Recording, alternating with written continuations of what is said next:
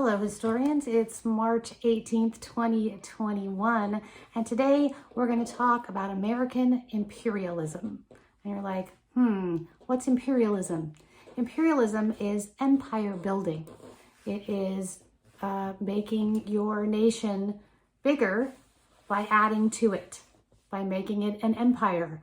And you're like, America wasn't an empire, it was just a nation on part of the North American continent. But when we look at these Europeans who came over to the North American continent, the English in particular, in our case, they were empire builders. They were continuing the building of the British imperialism of the time. So European settlers who came here to America were intent on pushing westward and growing this nation, right? Conquering territory along the way. The obvious victims of this expansion / imperialism were the Native Americans, but we can also include Mexicans who lost their sovereignty over Texas and Arizona, New Mexico, California after 1848. And if that doesn't sound like an empire to you, I want to draw your attention to what we call the Russian Empire.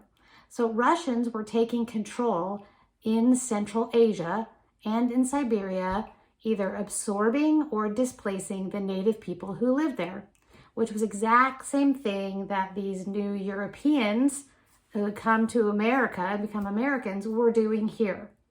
But in America, one of the primary causes of or motivations for imperialism, for empire building, was economics, because Americans were, after the Civil War, were industrializing and creating amazing new products or producing older products faster, more efficiently, and we needed a place to sell our products. Do you see that little piece of hair right there? It's annoying me. There we go. That's better.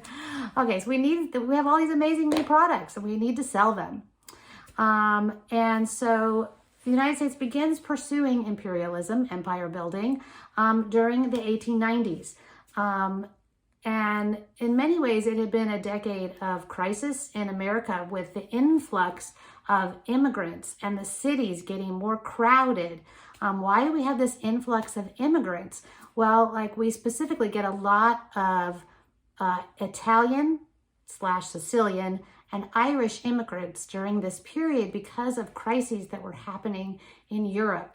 In Ireland, they had what was called a potato blight, this disease of potatoes, and potatoes were their primary food. And so people were literally starving to death in Ireland. And so the possibility of getting on a ship and sailing to America was enticing if you had nothing to eat. And in Italy is becoming, in this period for the first time, an actual nation. Prior to this, it had been all these Italian city-states, which I'm sure you remember from world history if you've studied world history. But at this time, they're becoming a nation. And one of the things that nations do is they enact laws and they tax people. And so many people in Italy and also in Sicily were being taxed. Sicily is an island off the coast of Italy, were being taxed and they could barely afford their taxes. And so they were willing to get on ships and sail to America for a new life, a better life. And the other thing that happened in Sicily being an island nation, they had a big fishing fleet, and that was their main source of sustenance and income. And there was a terrible earthquake on the island of Sicily, and a whole section of the cliffs fell into the ocean onto a large part of the Sicilian fishing fleet, which then left these Sicilian fishermen with no work. And so again, then it becomes more of a choice to get on a ship and sail to America. So we get a lot of Irish and Italian, Sicilian immigrants to the Northeast in particular, all over the country, but especially in the Northeast. And so with all these immigrants, many of them, Irish people Americans hated Irish people. I don't really understand it, but back in that time, Irish people were considered like the lowest of the low. And of course, Sicilians and Italians, were strange, and they spoke a different language, and they ate weird food. And of course, now we love Italian food, but back in the day, they didn't feel like Americans. All right. Maybe we hated the Irish because we had British ancestries, and there's always been tension between Ireland and Britain. And the cities, like I said, were getting very crowded. And then in 1893, there's a British bank that fails, and that causes a panic, an economic panic, which leads to a really bad economic depression at this time. Not as bad as the Great Depression of the 1930s, but it was bad, okay? 15,000 businesses failed, 17% unemployment, all right? So it was bad. People didn't have work. People were struggling. And it looked like immigrants were competing for scarce jobs. And so there was great dislike, all right? But imperialism, along with this economic depression, was kind of just what America needed to get out of the economic depression, all right? The idea, there was another idea that you could prove you were an American if you joined the Navy. You could prove how manly you were. You could prove you were sacrificing for America, right? And you join the Navy and you can set sail for distant waters. So by 1890, the idea to be a great power like Great Britain, the U.S. needed to control the seas and dominate international trade, international commerce. Tied into this push to become a maritime power and begin moving goods more cheaply and more quickly becomes an American obsession to build a canal through Central America. This comes partially from experience during the gold rush, when you had to sail all the way down to the tip of South America and all the way back up, and it took months and months, or you had to sail down around to Central America to this little section of what was then the country of Colombia. It was a province called Panama, and that was the narrowest point of the Isthmus of Panama. And so they would go by land. The thing is, you're going through the worst tropical jungles, or we call them rainforests sometimes, which sounds more romantic than jungle. But I mean, just constant rain and humidity and all kinds of things that are poisonous plants, poisonous snakes, poisonous spiders. And you have terrible diseases like yellow fever and malaria from mosquitoes. And so it's just a treacherous trip. So this whole idea of, if there was just a way to sail a ship from the Caribbean, part of the Atlantic, and the Pacific, it would make trade better, it would make travel better. So Americans are always interested in this idea of a canal down in this little province of Panama, which is part of the country of Colombia at that time.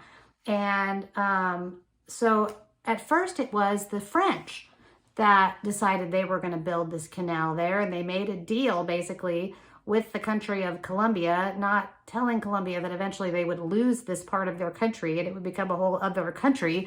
But the French convinced the nation of Colombia to let them try and build this canal in the narrowest point.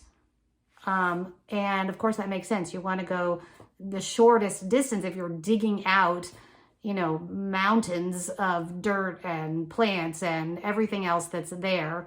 You want to be able to do it at the shortest distance possible. Unfortunately, it was also one of the densest parts of the jungle, which made it the most dangerous way to do it as well.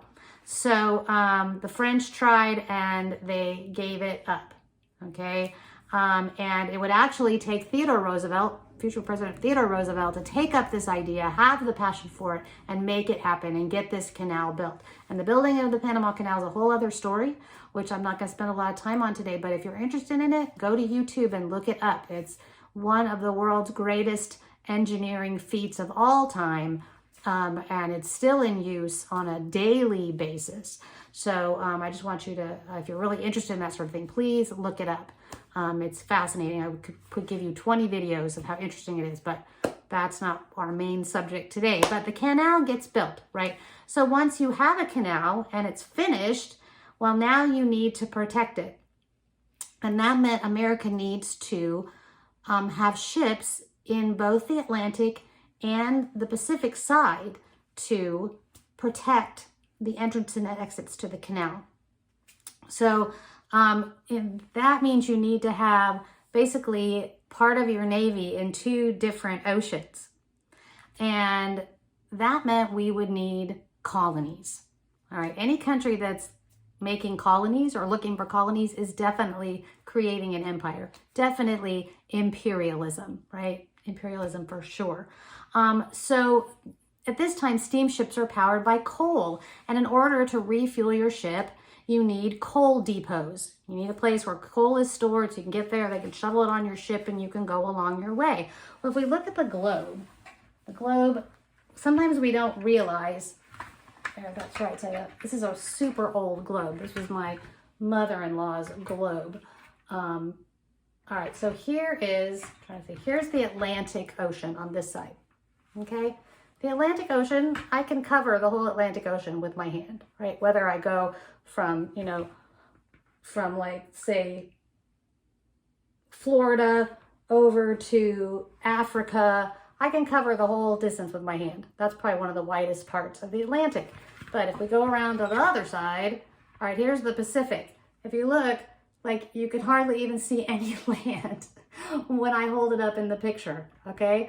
So here's one side of it, and now you're going to travel, right? Let's just say we're traveling on the equator, and we travel, and we travel, and we travel, and we travel, and we travel, and we're still traveling, and we're traveling, and we're still going, and we're still going, and we're still going, and we're here. Okay, I put my whole hand on there. That's not even close. I need both of my hands to cover it. The Pacific, oh, my point. Why am I showing you this? Why am I telling you this? Putting my hand all over the globe. Because the Pacific Ocean is huge. Okay, it's so big. It's so much bigger than the Atlantic. And if we haven't studied geography together, you don't know that. If you have studied geography with me, which I don't think any of you have, but if you have, you know. The Pacific Ocean is very, very large.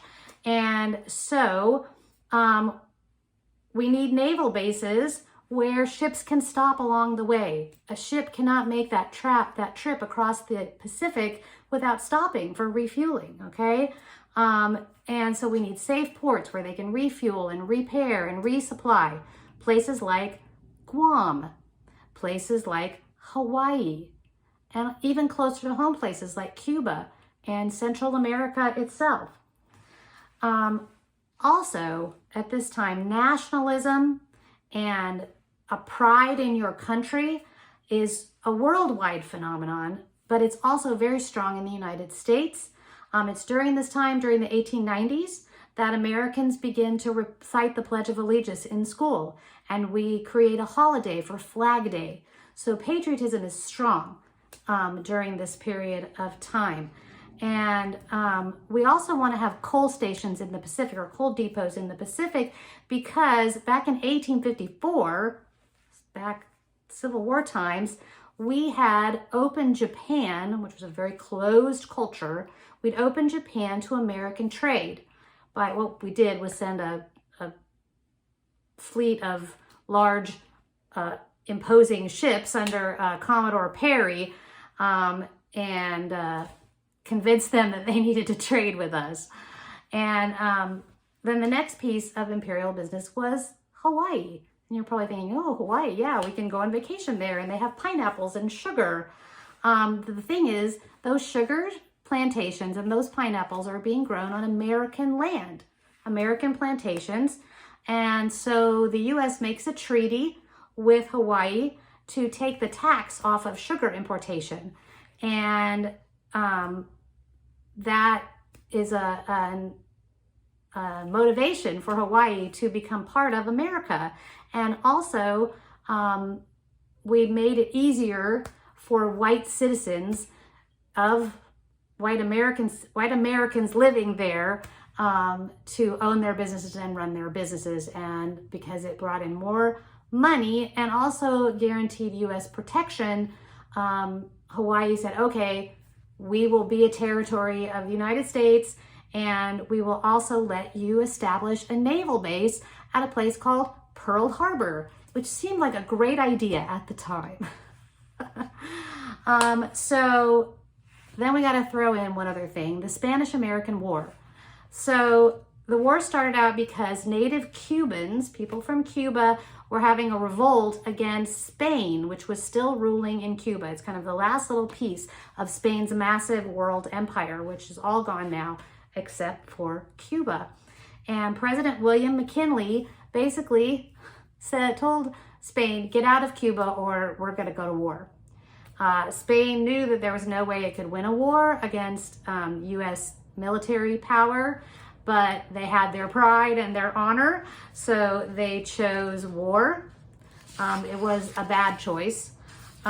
President McKinley actually let Congress take the lead and declare war on Spain. Usually the president pushes Congress to declare war, but he let Congress take the reins of this, and we officially went to war for peace of mind, that our close neighbor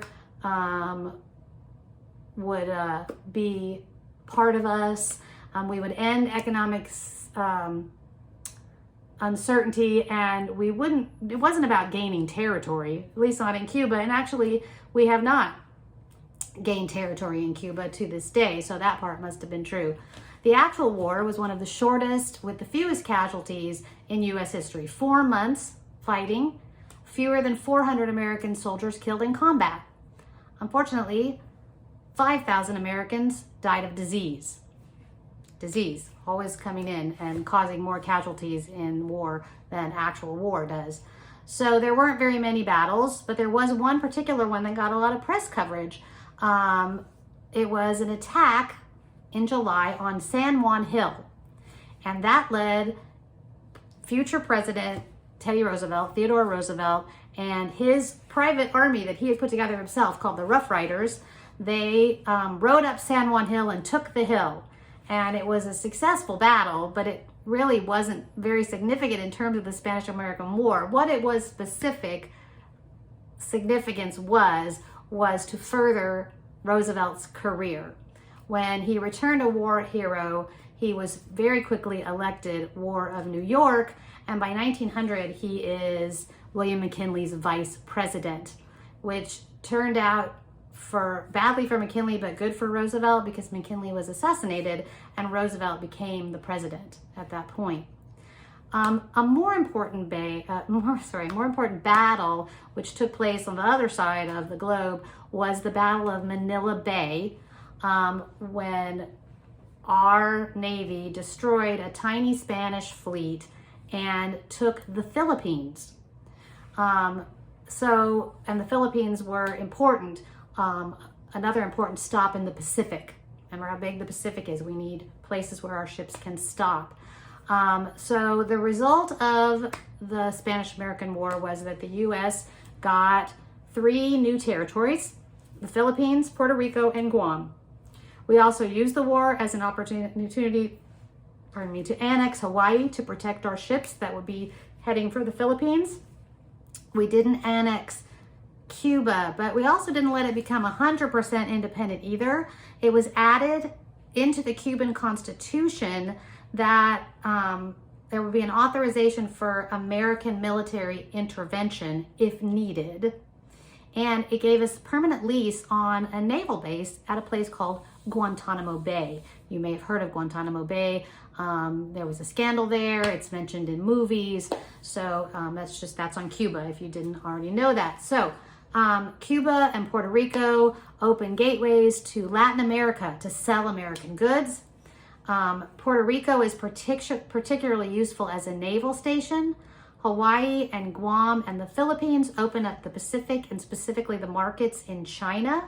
The American presence in China grows when we send about 3,000 troops there as part of a multinational force that will put down a rebellion in China called the Boxer Rebellion in 1900. In the Philippines, Americans were initially welcomed, but that changed when it became obvious that the Americans were there to stay, and they were there to stay in control. And the leader of the Filipino rebellion against Spain quickly turned against the United States because he realized that the Americans were not helping him towards his goal of independence. So there was another war, again, the Philippine War of Independence, which the Filipinos lost. It lasted 4 years, from 1899 to 1903. You probably never heard of it. But 4,200 Americans were killed, as well as over 100,000 Filipinos. Now, there was some investment in modernizing the Philippines, in railroads and schools and public health, but that was all controlled by the wealthy of the Philippines. And the desires of the poor were not addressed. That's what I was trying to say. So the Philippines, Guam, Cuba, and Puerto Rico, none of them became actual part of the U.S. They didn't become actual territories. They were more like protectorates of the United States, and they had no path to statehood, even though the Constitution doesn't really provide for this kind of situation.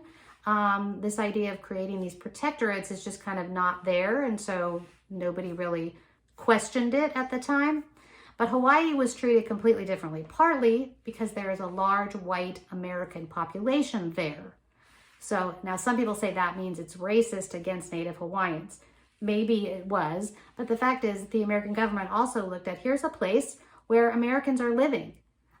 We should make sure that we have the ability to assist these Americans, and let's make Hawaii a territory of the United States. And making it a territory means that they will have a path to statehood, which of course they will achieve in the 1950s. So, of course, you know, we also get lots of sugar and pineapples from there, so that's not a bad thing either. And it's good for the Hawaiians who grow those things to not have to pay foreign taxes being part of the United States. So underneath it all, imperialism is really about trade. It's about commerce. It's about economics.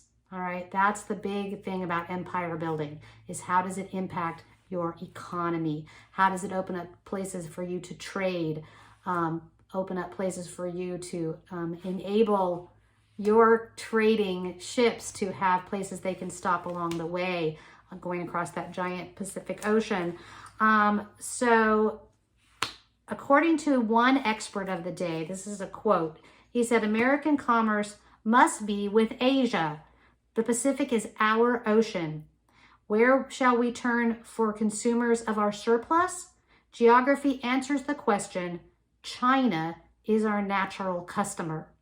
So isn't that interesting? It shows that imperialism is really driven by economic necessity, but now it's completely switched. We're China's customer. We buy so much from China. But in 1902, it was predicted that the U.S. would, quote, I'm quoting, outweigh any single empire, if not all empires combined.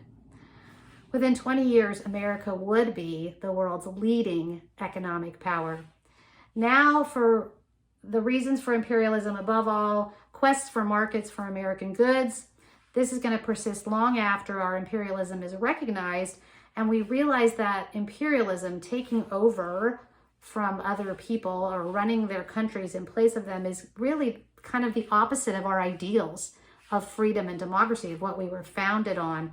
And even until this day, we continue to kind of struggle with what's best for the U.S. economy versus what's best for our ideals as a democratic nation. All right, so that's the lecture for today. Be sure and check out the rest of the email for your homework. And that's it. Bye for now.